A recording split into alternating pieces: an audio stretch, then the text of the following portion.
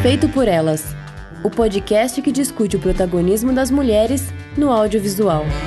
Oi, gente, eu sou Isabel Wittmann. Eu sou Stefânia Amaral. Eu sou Camila Vieira. E hoje a nossa conversa vai ser sobre o filme Frida, mas primeiro os nossos recadinhos. O programa de hoje é um oferecimento do Telecine. O serviço de streaming Telecine é uma opção para você ver filmes diretamente pela internet. Você tem 7 dias para testar de graça e isso é importante para poder explorar bastante o catálogo que está disponível. E a assinatura também pode ser feita no próprio site www.telecine.com.br. O Telecine, gente, tem a campanha Mulheres Fazem Cinema, que, como o nome diz, é para ressaltar o lugar das mulheres nos diversos gêneros. Você acessa essa Cinelist e encontra muitos filmes dirigidos e protagonizados por mulheres. E no post desse programa no nosso site tem o link direto para o catálogo da campanha. E essa semana a gente vai recomendar um filme que entrou recentemente para o catálogo nessa Cinelist Mulheres Fazem Cinema, que é o Papicha, dirigido pela Mounia Medur. A gente comentou sobre ele no programa sobre a Mostra de São Paulo do ano passado. É um filme que aborda um grupo de meninas na Argélia, em plena Guerra Civil, no final dos anos 90, e uma delas pretende fazer um desfile de moda como protesto contra o conservadorismo e o terrorismo religioso que tem tomado conta do país. É um filme muito, muito bom, então fica a nossa recomendação para assistir lá no telecine.com.br. Gente, é sua cara essa sinopse, Isa. É foda esse filme, é muito bom mesmo. Desfile de moda, tipo, e política, tudo a ver com você, assim. Muito doido. E antes de começar o nosso programa, a gente agradece as nossas madrinhas Carolina Roncone e Letícia Santinon. E, gente, reforçando que a gente é um podcast independente agora, e a gente precisa de toda a ajuda possível. Para colaborar, vocês vão lá no padrim.com.br/feito por elas e ou no patreon.com/feito por elas. Vocês vão encontrar categorias com nomes cinéfilos bem bacanas, vocês podem escolher de acordo com o bolso e o amor que vocês têm pela gente, para nos ajudar, né? Aí o cafezinho subjetivo, que pode ser, né, um copo ali americano, quanto um Starbucks, né? São vários cafés que vocês podem tirar para nos ajudar, e é isso aí. Valeu. Bom, como nós falamos, o programa de hoje é sobre o filme Frida, de 2002, que é dirigido pela Julie Taymor, e é protagonizado e produzido pela Salma Hayek, né? Foi meio que o filme que lançou a Salma Hayek, consagrou ela no estrelato, vamos dizer, né? O filme, ele conta a história da pintora mexicana Frida Kahlo, desde quando ela era uma estudante e sofreu um acidente de ônibus, que marcou a vida dela até a morte dela. Então, passa por várias décadas, né? A Julie Taymor, ela, nos últimos anos, tem trabalhado mais com direção de teatro. Ela fez 2 filmes, inclusive, que são adaptações de Shakespeare, né? A Tempestade, em 2010, e Sonho de uma Noite de Verão, em 2014, sendo que esse último, na verdade, é a peça filmada. Ela dirigiu a peça e filmou a peça, né? Antes disso, ela tinha feito o filme Titus, em 99. Aí ela fez esse Frida, que foi um grande sucesso, né? E depois o Across the Universe, que é um musical com músicas dos Beatles, que foi feito em 2007. É uma diretora que eu já queria trazer para o programa desde quando a gente começou e nunca conseguia encaixar essa pauta, né? Eu acho que ela lida muito bem, assim, ela tem uma atenção muito bonita às questões visuais da narrativa. E esse ano ela ainda tá pra lançar um filme que é sobre a feminista Gloria Steinem, que é protagonizado pela Julianne Moore. Então eu já tô bem ansiosa, dado que ela tá afastada do cinema há um bom tempo agora, né? Não sei se vocês já chegaram a assistir algum outro desses filmes dela, se vocês também gostam. Ainda não. Eu acho que eu só vi o Across the Universe mesmo, mas faz muito tempo. Precisaria rever. Pois é, eu também faz anos que eu vi, assim, o Frida era o que eu tinha mais lembrança, né? E o filme da Frida, ele foi indicado a 6 Oscars, né? Ele venceu melhor maquiagem e melhor trilha sonora, e foi indicado também a melhor atriz, melhor design de produção, melhor figurino e melhor canção original. De novo, é aquela situação em que um filme que tá bem em todos esses critérios técnicos não foi indicado nem a filme e nem a direção, porque é uma obra que se fez sozinha, né? Plaquinha de sarcasmo. Embora a competição para melhor atriz naquele ano tava bem puxada mesmo, então não sei se seria o caso da Salma Hayek ter ganhado, né? Mas foi o ano em que o Polanski venceu melhor direção por O Pianista, o que torna a discussão sobre o que a gente vai falar aqui hoje em relação à produção do filme ainda mais amarga, né? Assim, é uma certa ironia que afronta. Um dos motivos que a gente escolheu trazer também essa pauta em discussão hoje, não só pelo destaque que o filme tem, que teve na época, né, a importância de comentar a obra por si só, mas também pelo caso Harvey Weinstein. O Harvey Weinstein foi o produtor desse filme e agora, no último dia 24 de fevereiro, ele foi condenado por estupro em 3º grau e ato sexual criminoso em 3º grau. E ele foi inocentado das outras 5 acusações mais graves do que essa.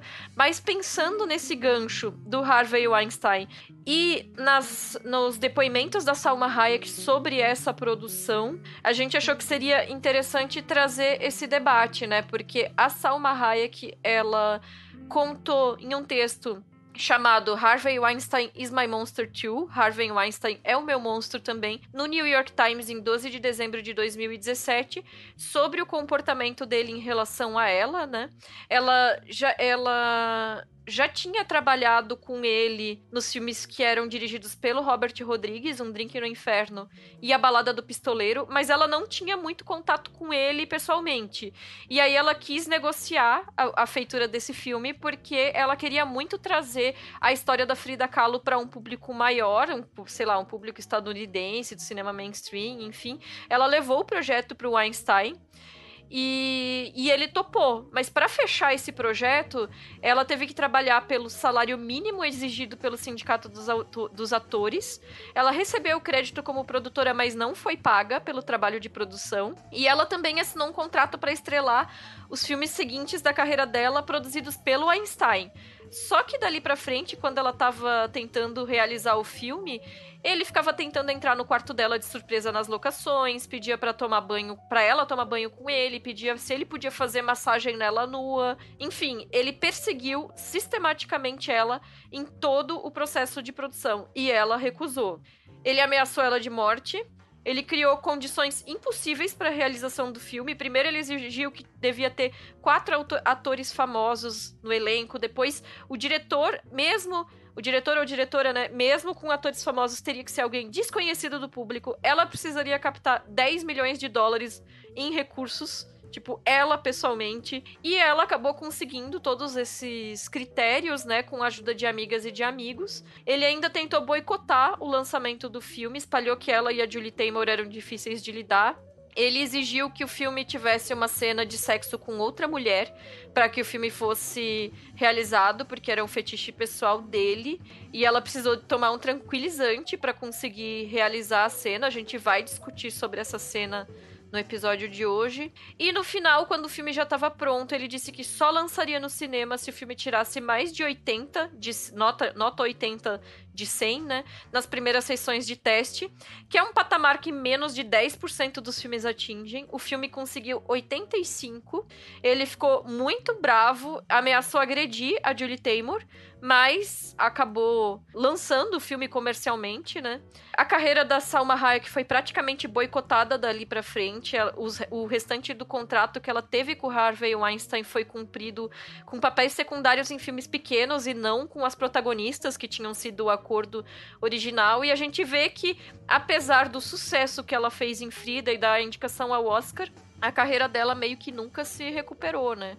Então a gente vê a força que o Harvey Weinstein tinha na indústria realmente, né? Escolhendo quem ia se tornar uma estrela e acabando literalmente com a carreira de diversas profissionais. Gravíssimo.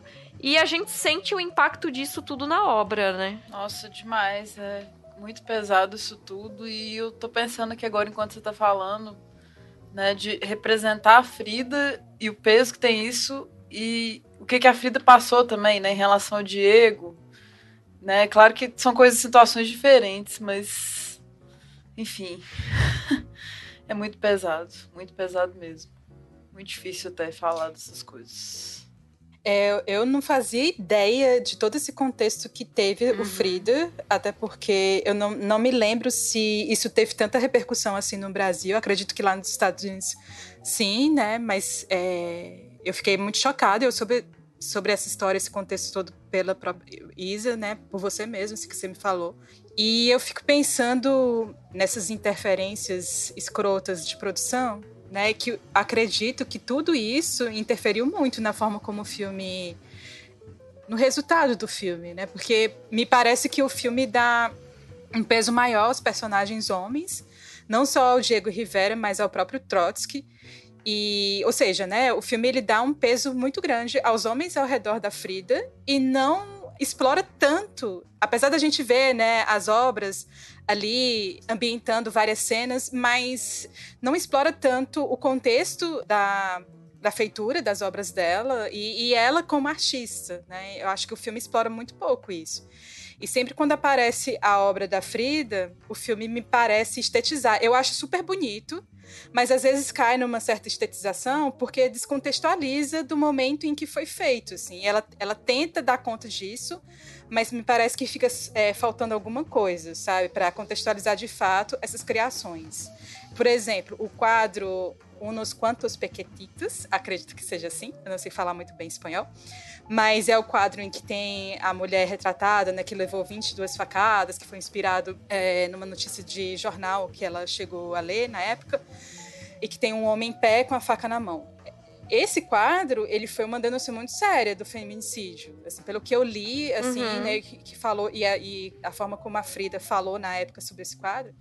E aí eu acho que dentro do filme, a cena em que é mostrado esse quadro e tem a conversa dela com a irmã, se eu não me engano, me parece assim que a explicação para a criação daquela obra, tipo assim, se dá em um diálogo muito curto e elas estão rindo, termina a cena rindo, e aí me pareceu assim, um tom meio que de piada, sabe? Embora eu entendo que a intenção dela foi fazer uma crítica, da diretora, né? Foi fazer uma crítica em relação à banalização da violência, eu entendo que é isso, mas me pareceu ali, da forma como foi feita, apressada e com as duas personagens rindo, me pareceu ser apenas um contexto que era motivo de piada, sabe? E aí eu acho que o filme passa muito tempo na discussão, em cenas que, por exemplo, tem a discussão do Rivera com o Siqueiros, que é o Antônio Bandeiras que faz, a discussão do Rivera com o Rockefeller, o próprio momento que ele está em depressão. Então dá muita ênfase nesses momentos, a recepção ao Trotsky, dá muita ênfase a esses momentos em que os homens que estavam ao redor dela aparecem. E aí eu fico me perguntando se é um filme sobre a Frida ou é um filme sobre os homens ao redor da Frida. E isso me incomodou muito assistindo o filme.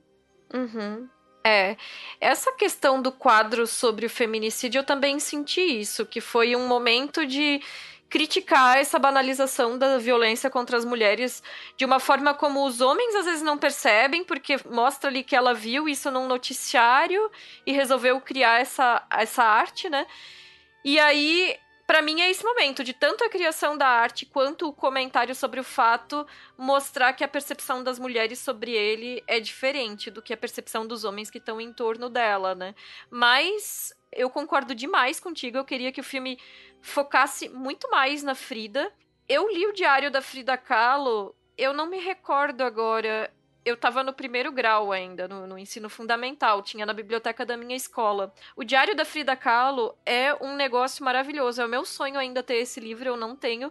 Eu acho que ele voltou a ser editado, mas ele ficou por mais de década, assim, indisponível, né, esgotado, porque eu imagino que seja um livro caríssimo de ser produzido, porque ele tem a reprodução de todas as páginas internamente, e todas as páginas são pinturas com coisas escritas por cima, num estilo próximo do que é os quadros dela, só que adaptado para o formato de diário. Então tu tem a transcrição traduzida do conteúdo escrito, mas tu tem cada página, que é uma obra de arte, cada página ali, né? E eu li quando eu tava ali pela 7ª ou 8ª série, e me marcou demais, assim, a força da narrativa dela sobre a própria vida, né? E é claro que o diário quase inteiro dela fala muito sobre o Diego Rivera. Tipo, o Diego Rivera era uma parte majoritária, assim, da vida dela, até mesmo pelas limitações de circulação que ela tinha, né? Então é claro que a partir de um determinado momento da vida dela, a vida doméstica passou a predominar, né? E também sobre as dores, porque ela teve dores constantes a vida inteira que só pioraram. Então são dois aspectos que são muito fortes nessa autobiografia dela, quer dizer, nem é uma autobiografia, nesse diário dela, né? Mas assim, no meu ponto de vista, considerando a obra extensa dela, a vida dela e a força dela em relação aos acontecimentos, me parece que o filme ele deveria ser menos sob o ponto de vista do sofrimento e menos sob o ponto de vista desses homens que circulam ao redor dela e focar mais justamente nessa força dela de passar por essas situações, sabe? Sim, na minha percepção, né? Cara, é muito triste saber dessas histórias porque afetam, claro, muito a produção. E eu não sei, agora que você falou isso tudo, tem uma energia muito tensa no filme, assim, eu acho que é de tudo isso, né? Assim, que passa pros atores e tal. Não só a vida da Frida, a gente já sabendo que foi pesada, muita coisa difícil que aconteceu. Claro que não só isso, né? Não só esse sofrimento, né? Mas pra mim sempre tem esse conflito, assim, de pensar o que tá extra-filme, né? Conhecer a biografia, conhecer os cineastas e tal, e a gente gostar da obra deles depois disso ainda. É muito pesado isso tudo, assim. Conseguir separar essas coisas é bem delicado. E pensar o tanto que a Salma Hayek foi forte também, e a diretora e tudo, pra esse filme sair, né? Pra ela conseguir fazer isso tudo. Então, ainda assim, sabendo, pra mim não apaga a beleza, né? Da cena, por exemplo. Que ela dança com a Ashley Judd, você fala, nossa, isso é fascinante. Mas aí você sabe disso, você fica quase culpado, assim, de compactuar com isso, né? De falar, nossa, foi foda fazer isso aqui. Foi pelo meio gaze, enfim. Então é bem delicado. Mas aí realmente isso comprova o quanto que a Salma Hayek estava envolvida com esse projeto, o quanto que ela queria fazer esse filme sair a qualquer custo, Exatamente. né? Porque ela colocou tudo em jogo para conseguir produzir esse filme, né? Ela colocou todas as fichas ali. Então, por mais que ele tenha esses problemas de produção, mas não dá para dizer que ela não estava apaixonada por esse projeto, né? Sim. Sim. Aí uma outra questão que eu acho que tem a ver também com interferência de produção e que eu acredito que interfere também na própria montagem do filme e na forma como é feita a encenação, eu fico pensando nesse olhar fetichizado da relação amorosa da Frida em relação às outras mulheres. Eu acho que talvez esse olhar me pareceu mais fetichizado na relação dela com outras mulheres do que em relação aos homens. Assim, eu senti isso muito forte. Por exemplo, a cena do tango com a Tina é bonita de ver, mas ao mesmo tempo, ali, você vê que elas estão dançando e aí aparece o close do Rivera, aparece o close dos Siqueiros e você nota que o olhar deles é de desejo, sabe? Então, eu senti ali que tem uma fetichização naquela relação e na forma como ela é olhada dentro do próprio filme. E outras cenas também, né? O encontro dela com uma das amantes do Rivera, aquela própria cena do bar também, que você vê que tem um campo e um contracampo e que não se dá apenas... Ou seja, o desejo dela se passa muito também pelo olhar do outro. E isso me incomodou um pouco, sabe? A forma como essas cenas são fetichizadas denuncia um pouco essa escopofilia masculina. E aí eu acredito que foi interferência pura da produção. Eu só posso imaginar isso. Isa? Sim, é bem isso, assim. Tanto que a Salma Hayek, ela fala nessa carta do New York Times que a inclusão dessa cena de sexo foi um pedido que partiu do fetiche do Harvey Weinstein. Então, assim, as mulheres envolvidas na cena e a diretora, elas tiveram que lidar com atender esse pedido que foi um pedido fetichista. Eu imagino que, claro, que cada uma delas, do jeito profissional, tentou lidar o melhor possível, mas, tipo, a própria Salma Hayek disse, ela precisou tomar um calmante para conseguir gravar, porque ela sabia que isso era feito para um outro olhar, né? Sim. Isso não era uma coisa a gente fez muito essa discussão no Retrato de uma Jovem em Chamas, tipo, isso não era uma coisa pro deleite das próprias personagens, Sim. né? Eu concordo total, Camila, e inclusive para mim a cena com a cantora negra em Paris, né, foi a pior de todas, porque a cena, ela usa o corpo de uma mulher negra como um mero objeto de desejo, então, nas outras cenas, pelo menos, tem um disfarce, assim, desse olhar masculino fetichizante, porque, como tu falou, é colocado como elas sendo desejadas, mas também é colocado como uma possibilidade da liberdade de expressão sexual por parte delas. Elas estão demonstrando o seu desejo sexual, expressando eles e vivendo eles. Enquanto nessa cena com a cantora parisiense, essa mulher, ela não, que não tem nem nome, muito sintomático, né? Ela não tem nem direito de expressar a própria sexualidade. Ela é só um objeto de desejo da Frida, né? Então, eu acho a cena mais, assim, nesse sentido, mais problemática, assim. Concordo. Essa questão toda da sexualidade da Frida e tudo. Na Netflix, quando tem aquelas sinopses, assim, que você vai assistir ao filme, é uma sinopse diferente da do IMDb, né? Então fala assim, a Frida Kahlo e sua reputação política, né? E sexual.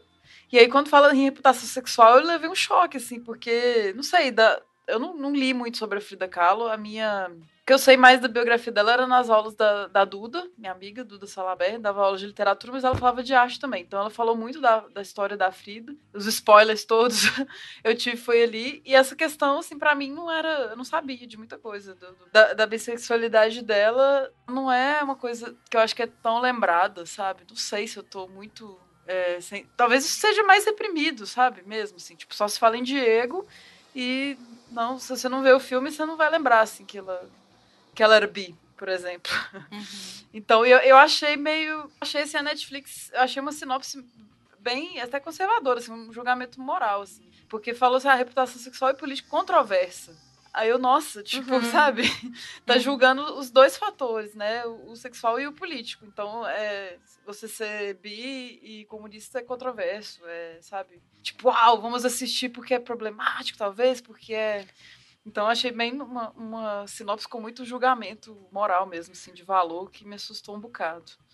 É tipo, 2020 bissexualidade ainda é controverso, exato, gente? Pois é.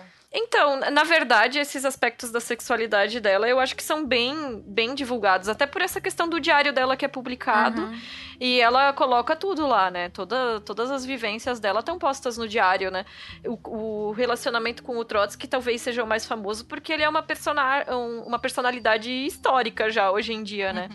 Mas ela teve muitos relacionamentos com mulheres e isso é notório. Então, essa coisa do Rivera ter ficado com a irmã dela, né? É uma coisa que realmente devastou ela pela coisa da quebra de confiança, mas ambos mantinham diversos relacionamentos. Foi pela questão da proximidade, né? Sim. Que foi a quebra de confiança, mas não... Eu não sei, assim... Bom, realmente faz quase 20 anos que eu li o diário dela, né? Mas eu não me recordo, assim, se eles tinham algum tipo de acordo em relação a como isso se passava, assim, entre os dois, né? Mas era notório, assim, que ambos tinham vários relacionamentos e, no caso dela, era com pessoas de todos os gêneros, né? Sim. Uma coisa que eu senti muito falta no filme foi as discussões políticas dela. Porque eu sei, assim, de ler biografia, que ela era muito politizada, né? Ela tinha discussões bem ferrenhas, assim, sobre política. E no filme não tem isso, né? Tipo, quando aparece o Trotsky ali, eu fico torcendo pra que ela vá lá discutir, aí acaba virando só uma relação sexual entre os dois. Então, e tem uma coisa que no filme fica parecendo que ela entrou pro grupinho dos comunistas porque ela já conhecia o Diego Rivera, quando na verdade ela conheceu o Diego Rivera quando ela se filiou ao partido. Então, é bem problemático isso, né? Assim, eu acho que a Frida, na minha percepção, assim, eu tenho uma certa fascinação pela Frida desde os anos 90, dessa época que eu lia esse diário dela, né? E assim, dos anos 90 pra cá, a percepção coletiva, no meu ponto de vista, sobre ela foi mudando muito, porque ela não era uma pintora conhecida, assim, nos anos 90. Eu lembro também que... A gente conversou isso quando a gente falou sobre a Mary Shelley, né? Que o Percy era um poeta mais celebrado do que ela, e nos últimos anos tá se havendo esse resgate da Mary Shelley como uma autora, enfim, né? E eu acho que a Frida é a mesma coisa, porque eu lembro que as pessoas falavam dela como a esposa do Diego Rivera, tipo, o grande muralista mexicano. E aí... com o passar dos anos, assim, nessas últimas décadas, ela tá ganhando o lugar de merecimento dela na história da arte, né? E eu acho que, assim, da minha percepção sobre a figura dela, que ela é uma pessoa super intensa, ela é vívida, ela é forte, e eu acho que um filme, especialmente um filme estadunidense, provavelmente nunca ia dar conta de abordar as características dela e as contradições dela. Hoje ela virou meio que uma marca de moda, né? Assim, porque tem coisas, todo tipo de produto sendo vendido com o rosto dela em todo canto, em qualquer feirinha. Mas tem três coisas sobre ela que eu vejo que são constantemente apagadas, e é isso que vocês estão falando. Primeiro, o fato de ela ser comunista, o fato de ela ser uma mulher com deficiência e o fato de ela ser bissexual. Então, como a gente falou aqui, a bissexualidade ela até aparece no filme, mas tá muito marcada por esse male gaze, provavelmente influenciado pela produção. O comunismo aparece mais como um mote do Rivera do que dela, então é como se no final a política pra ela fosse uma questão do romance dela com o Trotsky, da relação dela com o Rivera, e como se por um acaso ela circulasse naqueles ambientes. E eu acho que desses três aspectos, o que o filme ainda capta bem é a questão da deficiência e de todo o processo que ela passou ali. Eu não tenho lugar de fala nesse caso, ao contrário dos outros dois, mas eu ainda acho que nesse caso, assim, o filme dá conta. Mas é isso, assim, acho que é problemático porque essa coisa da capitalização em cima da imagem dela como um mero ícone feminista e aí apropriado por um feminismo liberal, acaba enfraquecendo esses pontos que são muito importantes, né, dela enquanto pessoa. Eu não sei, se faz sentido demais, concordo com você, mas é sempre esse embate, assim, né, do capitalismo se apropriar, de sempre se apropriar desses ícones, e aí muita coisa disso eu acho muito criativa, assim, sabe? Eu acho que são produtos até irresistíveis mesmo, assim, que por um lado eles vão criar uma imagem talvez artificial dela, talvez, não artificial, mas superficial, que eu quis dizer. Mas ainda continua se lembrando dela. Então, assim, vendo por um olhar inocente, né, é uma apropriação, mas ainda é um culto, né? Eu acho que muito disso é criativo, assim, então tem esse embate, né, do capitalismo que sempre vai ter, assim. Eu mesmo tô aqui usando uma camiseta de caveira com a Frida, com as flores da Frida, imã da Frida fazendo capa da Vogue, Frida, Lana Del Rey, tipo, colocando ela como, inserindo ela no contemporâneo, né, porque ela é muito de vanguarda, assim, muito pra frente, então ela é muito de acordo com o que a gente pensa hoje, assim, né, então ela continua pop. Eu tenho um quadro gigante da Frida pendurado na minha sala. Pois é, eu dei um quadro pra Duda, inclusive, da Frida, assim, que é tudo muito bonito, assim, é muito, né? Então, eu acho legal assim, ela ser lembrada e ser criada, mas tem esse contraste, né? De que é uma apropriação capitalista de venda e tudo. Agora vamos falar de coisa boa, Vamos falar de Ted Pix. Não, é porque eu quero elogiar, assim, porque eu falei, né, eu queria há tempo fazer um programa em que a gente falasse desse filme, porque eu acho que a Julie Taymor, enquanto diretora, ela ainda tem um trabalho interessante, sabe? Então, apesar desses problemas todos que a gente mencionou, eu ainda gosto demais da forma como a Julie Taymor expressa os aspectos visuais da narrativa, né? É uma coisa muito feia de se falar, mas eu acho a cena do acidente linda. Nossa, maravilhosa aquela montagem dos esqueletos. Impressionante aquilo ali. Pois é. Não, e aí quando mostra o corpo da Frida depois do acidente jogado ali no chão, né? E pra mim ela parece uma imagem de uma mártir medieval, assim, toda coberta de sangue de ouro, com aquela barra de metal atravessada no quadril, que remete pra mim aquelas imagens de santos em martírio, tipo São Sebastião com as flechas, sabe? Então, eu não sei, assim, eu acho que as composições das cenas são muito interessantes. Tem uma cena em especial que eu anotei, que é quando ela ainda é estudante vai olhar os murais do Rivera, né? E ela é enquadrada num contra-plongé, filmada de baixo pra cima, né? Contra um mural que retrata um homem que tá com os braços abertos no teto e a figura dela, na perspectiva vista de baixo, com a figura do homem na perspectiva do teto, eles formam uma ampulheta, que é uma composição super interessante. Eu fiquei pensando assim, gente, eu nunca vi uma imagem como essa, específica, sabe? Sendo evocada num filme, assim. E assim, eu acho que a transposição dos quadros para as encenações, que às vezes ela usa para transição de algumas cenas, às vezes para momentos emocionais da Frida, e que traz a obra visualmente pro filme, né? Eu gosto demais, eu queria que o filme inteiro tivesse mais desse tipo de inventividade, que pra mim seria perfeito, assim. Eu acho que o design de produção é impecável. Então tem a casa pintada de azul, com os cactos, que recria a casa real, né? Que é uma estética totalmente não eurocentrada, né? Que aí tem aquela relação com o quadro As Duas Fridas, né? A Frida que é mexicana, latina, indígena, e a Frida que é europeia, alemã, etc, né? Sempre essa dualidade sendo trabalhada, né? Enfim, todos os detalhes que estão postos ali. Então tem muitos tecidos, bordados, colares, acessórios, a roupa de cama cheia de bordados em ponto cruz com frases e tudo, flores, né? Pra mim, assim, o visual desse filme, eu acho que se a Julie Taymor tivesse tido mais liberdade em termos de criar a história, talvez como elas estivessem visionando, como a Salma Hayek quisesse, talvez não trouxesse o aspecto político, porque ainda é um filme estadunidense, mas eu acho que talvez o resultado final tivesse sido muito melhor, porque ainda acho um filme instigante, sabe? Ainda gosto muito, apesar de todos os pesares. Sim, é o que a gente estava falando, né? Do conflito de saber dessas histórias todas, mas como que, né, o objeto artístico, né? Você vai deixar de apreciar todos esses elementos, né? Bem difícil separar isso. Também reforça que essa coisa pra mim é o melhor do filme, essas recriações, interações com os quadros, né? Colocando o que estava rolando na vida dela, no contexto nossa, é muito bem feito mesmo, o design todo do filme.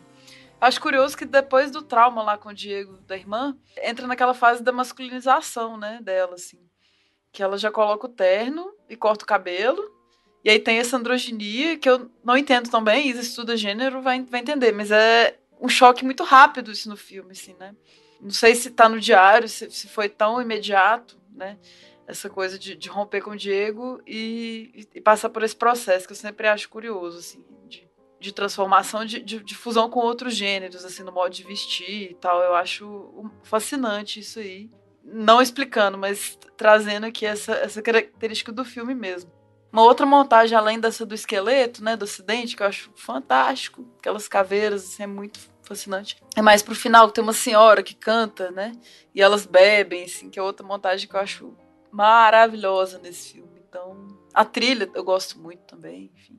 Eu também... Inclusive, eu ia pedir pra tu falar disso, assim, porque eu não manjo muito de música e eu não costumo reparar muito em músicas quando tô assistindo a um filme. É um defeito meu, vamos dizer assim. Mas essa trilha eu achei maravilhosa. É uma coisa assim, eu não sei se existe essa transposição, mas é um brega popular mexicano, sabe? As músicas que estão inseridas diegeticamente. E eu acho uma delícia, porque é bem essa coisa de remeter a arte da Frida Kahlo se apropriava desses elementos da tradição popular, né? Então eu acho que a trilha, ela tem uma coisa muito bonita, assim, de explorar essas músicas que são bem melosas e bem melodramáticas, né? Não sei, eu gostei demais. Eu não sei se tu saberia, assim, explicar alguma coisa do...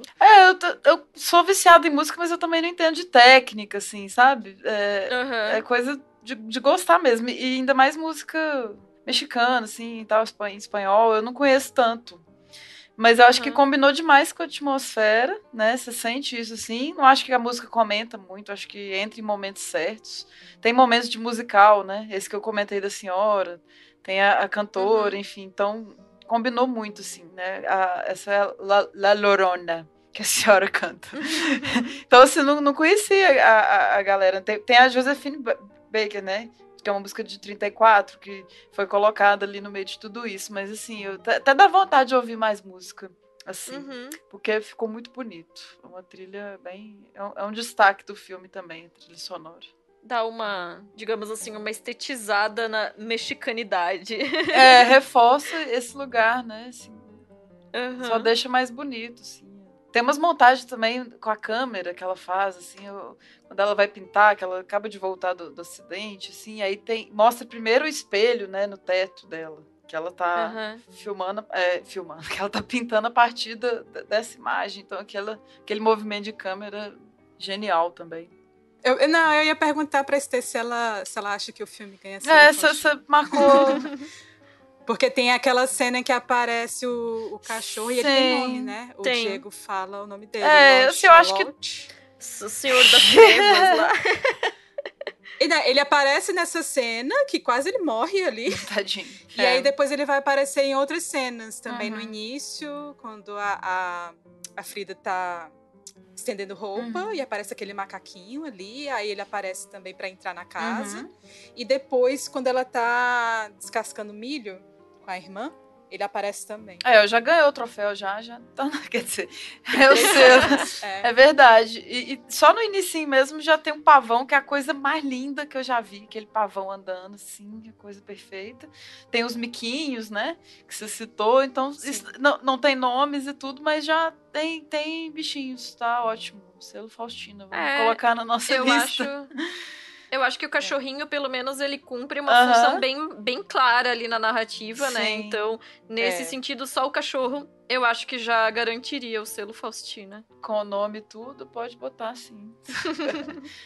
Segundo filme do ano, né? Tem a Arlequina, agora tem a Frida. Tinha mais um, né? O Tarde para Morrer Jovem também passou. Verdade. Terceiro, então. Terceiro. Tem uma frase desse filme que ficou na minha cabeça martelando também, né? Que já que é um filme...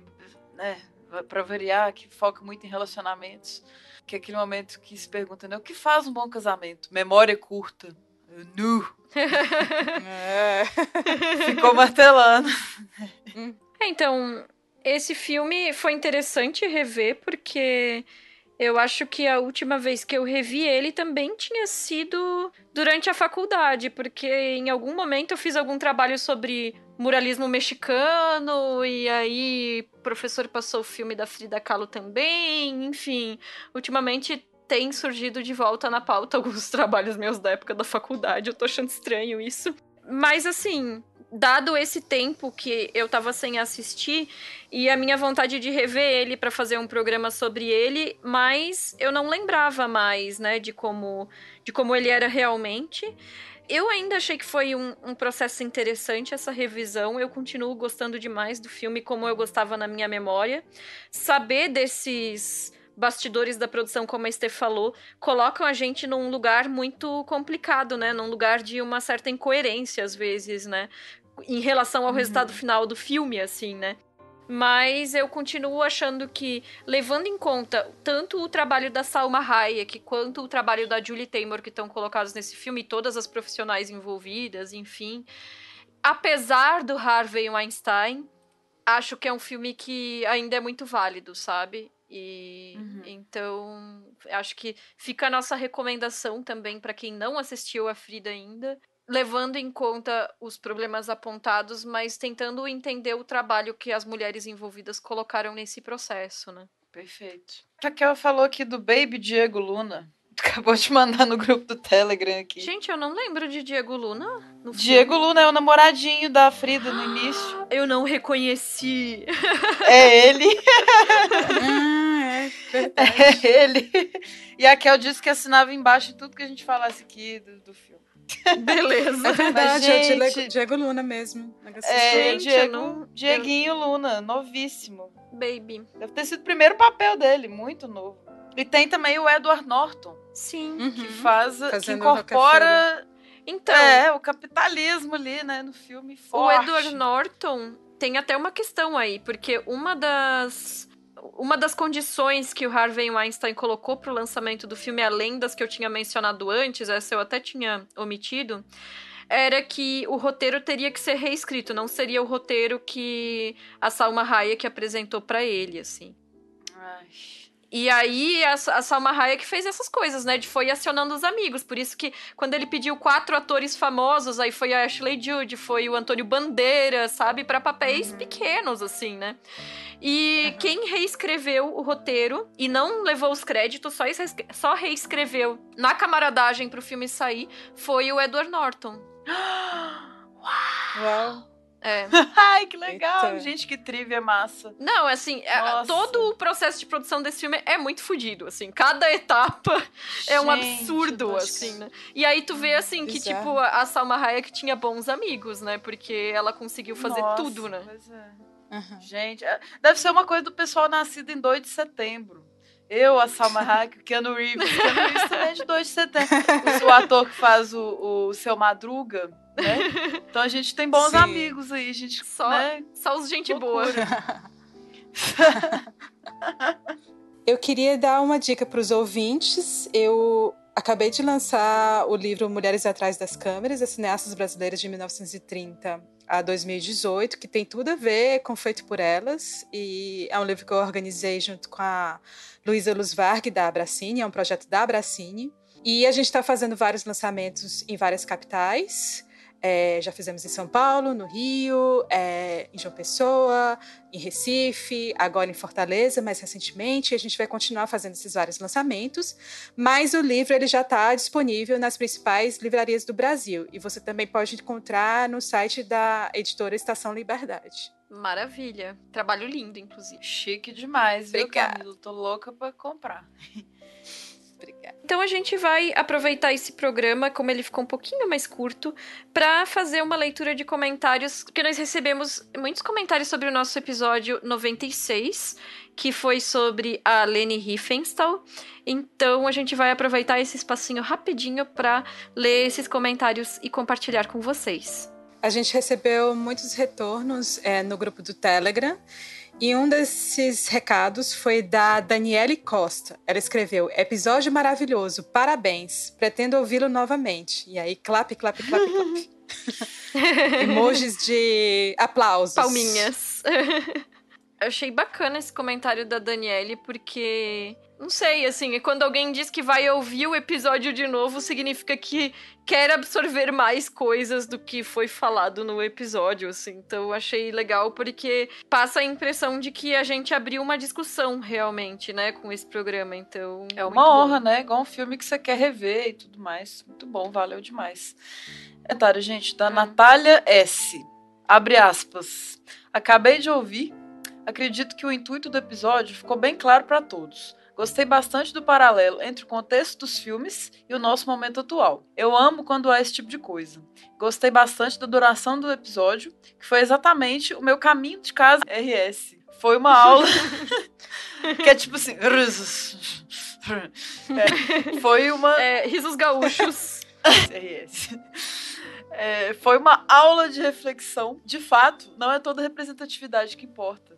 Maravilhosa. É muito legal quando rola isso, né? Que, tipo, vou ouvir um CD aqui, aí ele é minha trajetória do metrô até minha casa. Aí você abre a porta e se acabou o CD. E é muito doido, essas sintonias. Pois é, e esse ano a gente tá meio com essa questão de tentar fazer programas menores do que a gente fazia no passado, sem perder o conteúdo, né? Então, acho que tá sendo acertado tentar fazer programas entre 30 e 45 minutos, vamos dizer assim, né? Porque cabe mais no tempo das pessoas, né?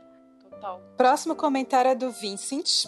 Ele escreve: gente, sensacional esse podcast. Foi curto, mas foi um dos melhores. Essencial essa desconstrução da ideia da suposta virtuosidade da arte nazista. E o que a Isa trouxe da experiência dela em Blumenau bateu muito perto de casa para mim. Perfeita reflexão. Se eu não fosse resistente à ideia de filiação, ia correndo no diretório do PCB de Joinville. E pra mim esse foi um dos pontos fortes, que foi a questão da abordagem sobre essas, como ele colocou, suposta virtuosidade da arte nazista que tu trouxe, né, Camila? Eu acho que foi a reflexão mais interessante, assim, do episódio. E foi muito importante, assim, porque só com essa reflexão é que a gente consegue fazer aquilo que a Natália falou, que é trazer pro momento atual, né? Então, Sim. essencial a tua análise. Comentário do Twitter. Agiotas Life. É isso mesmo, produção? isso. Legal. @LikeOldFaithful. Abre aspas. Excelente episódio crítico do Feito por Ela sobre a obra da Riefenstahl. Fiquei chocado de saber que a Isabel nasceu aqui em Blumenau e a fala dela sobre a experiência blumenauense acrescentou bastante. Foi isso. Também achamos, Isa. Eu acho que é complicado. Eu evito falar dessas coisas, mas, enfim, faz parte. E eu acho que dessa vez, em virtude do tema, encaixou, foi apropriado mencionar essas experiências. Porque eu acho que tem um contexto muito específico ali, né? Na região de Blumenau e tal. Santa Catarina em geral, mas eu acho que o Vale do Itajaí, que é a região de Blumenau, em específico, tem uns probleminhas, vamos dizer assim. Então, é isso. Não, eu achei importante você trazer essa perspectiva, Isa, da sua experiência pessoal, né, em Blumenau, porque muita gente acredita que, né, essas marcas do nazismo não existem aqui no Brasil, né, e elas continuam permanecendo, e é importante a gente fazer esse alerta. E é isso, vamos à nossa despedida. Você pode encontrar o Feito por Elas nas redes sociais, no Twitter, no Instagram, no Facebook e no Letterboxd Feito por Elas. Estamos também no iTunes. Além do site, do feed, os programas estão disponíveis no Spotify, no Deezer e no YouTube. E, como sempre, os links que a gente citou vão estar, né, no post. Temos a nossa newsletter para os nossos queridos madrinhos e padrinhas. Né? Fizemos quinzenalmente recomendações de filmes. A gente capricha bastante com essa newsletter, coloca, né, lançamentos também, coisa de música, de livro. É bem legal de fazer, espero que vocês gostem também. Quem não é madrinha, padrinha a gente, por favor. Precisamos. Também temos um grupo no Telegram que é aberto, tá todo mundo lá, menos eu. Então entrem também. E é isso aí, valeu, pessoal. Ai. Tua presença é constantemente solicitada lá no grupo. Isso me vai que... desce. É uma coisa. Bom, e o nosso próximo programa vai ser sobre Aos 13, da Catherine Hardwicke, que está disponível na plataforma de streaming do Telecine. Se vocês tiverem comentários sobre esse programa, quiserem falar sobre o filme Frida, ou comentar toda essa questão da produção, dos bastidores aí que a gente falou no programa de hoje, né? Mandem um e-mail para o contato@feitoporelas.com.br ou no nosso site feitoporelas.com.br. Obrigada pela audiência e até o próximo programa. Valeu demais, gente. Até mais, até a próxima.